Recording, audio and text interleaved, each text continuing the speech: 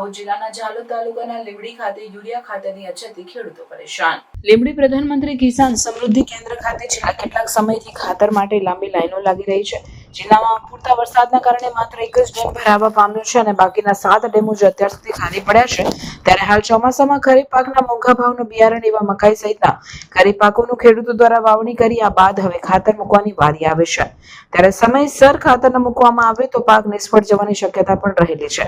ત્યારે લીંબડી તાલુકાના પ્રધાનમંત્રી સમૃદ્ધિ કેન્દ્ર ઉપર છેલ્લા કેટલાય સમયથી બિયારણ માટે લાંબી લાઈનો લાગી રહી છે। ત્યારે ખેડૂતોને ખાતરનું હોવાથી ખાલી હાથ જવાનો વારો આવતા ખેડૂતો દ્વારા પૂરતો જથ્થો રાખવાની માંગ કરવામાં આવી છે। 3-4 દિવસથી સાહેબ ધક્કા ખાઈ રહ્યા છે, બરાબર, અને ખાતર હજી પૂરતા પ્રમાણમાં મળતું નથી। 5 વાગ્યાથી પહેલા લાઈનમાં આવ્યા હતા તો 9-10 વાગે નંબર લાગ્યો। દરરોજ 4-5 ધક્કા ખાઈ રહ્યા છે અને હજી બી જરૂર છે ખાતરની। અત્યારે ખાતર મળ્યું, કેટલું મળ્યું? 3 થેલી મળી। હા, જરૂર પડશે ને, 2-3 થેલીની હજી જરૂર છે। અત્યારે શું માંગ કરી રહ્યા છો? અત્યારે હજી મળવું જોઈએ ખાતર। શું નામ તમારું? પટેલા રાજુભાઈ રામસિંહભાઈ ગામ। હું સવારે છેલ્લા 4 વાગ્યાથી આવીને ઉભેલો છું તો લાઈનમાં મારો નંબર આવતો નથી।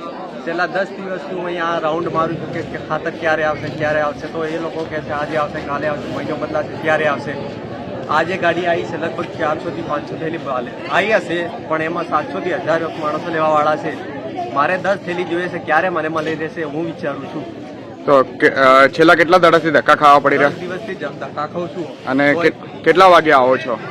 7 વાગે આવે ત્યારે તો નંબર જ નહીં આવે। લગભગ 500 થી 1000 પબ્લિક આવીને અહીં ઉભેલી હોય છે।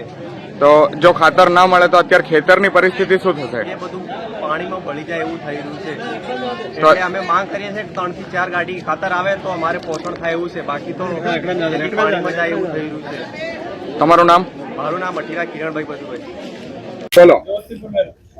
ખાતર લેવા માટે અમે 3-4 દિવસ 5 દિવસ થઈ ધક્કા વાગે છે તો ખાતર મળતું નથી। કેટલા વાગે આવો છો તમે? સવારમાં 5 વાગે આવી જઈએ થી લાઈનમાં ભરીએ તો બી ખાતર મળતું નથી। શું કહેવામાં આવે ખાતર લેવા આવતા? આવ્યું નથી, ખાતર નથી આવ્યું, ખોટા બહાના કરે અમે ધક્કા ખોટા ખવાડે। કેટલે દૂરથી આવો? દૂર આવ્યો, ગામડામાંથી આવીએ 5-10-15 કિલોમીટર 20 કિલોમીટર થી, એટલે ધક્કા માણસો અમે આવીએ। શું માંગ કરી રહ્યા છો અત્યારે? ખાતર જ માંગ કરી રહ્યા છે પણ ખાતર આવતું નથી। તમારું નામ? નીનામાં દિનેશભાઈ મીઠાભાઈ। હા, બોલો। હા સાહેબ, ખાતર લેવા આવીએ ને અમે 10-15 દિવસથી રખડીએ તોય ખાતર મળતું નથી અમને। પછી એમાં મને અઠવાડિયું 15 દિવસ થઈ ગયા છે। હા, અને 2-5 થેલીની જરૂર હોય તો એક આલે ને બીજો બોટલ આલે ને એવું થાય છે સાહેબ। કેટલો ટાઈમથી તમારે ધક્કા ખાવા પડે? અમારે લગભગ અઠવાડિયા 15 દિવસથી ધક્કા ખાઈ રહ્યા છે। કેટલા વાગે આવો?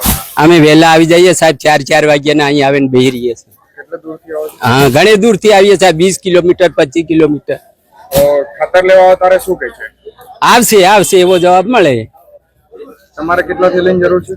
10 થેલી 5 થેલી ખેડૂત આમટો છે, ખેતીવાડી આમટી છે સાહેબ, અને 2 થેલી મળે એમાં શું થાય અમારે? તો અત્યારે શું માંગ કરી રહ્યા છો? ખાતરની જ માંગ કરી રહ્યા છે। તમારું નામ? ઈનામાં રમેશભાઈ ખલાભાઈ, ગામ ખેડા, તાલુકો ઝાલોદ, જિલ્લો પંચમહાલ। અત્યારે લોકોને ખાતરની અછત સર્જાઈ રહી છે, શું કહેશો એ બાબતે? અત્યારે તો અમે યુરિયા આપીએ છે, લગભગ કાલે અમારે 560 બેગ આવી હતી। હવે પાછું મેં હમણાં સાહેબને ફોન કર્યો હતો, એક નર્મદાની લાગેલી છે પ્લસ રૂપકોની પણ આવશે, લગભગ 776 ની આસપાસ 35 ટન જેવું આવવાનું છે। એનું વિતરણ અમે કાલે કરશું। અને આજે જે કેટલી થેલીઓ આવી છે? આજે 560 છે તો અમે એમાં 3 ટન આપ્યા છે, એટલે લોકોને બધાને મળી રહે, કેમ કે પબ્લિક ના હિસાબે અમારે આપવું પડે છે। બીજું? તમારું નામ? નીનામાં નરેન્દ્ર, શોપ મેનેજર।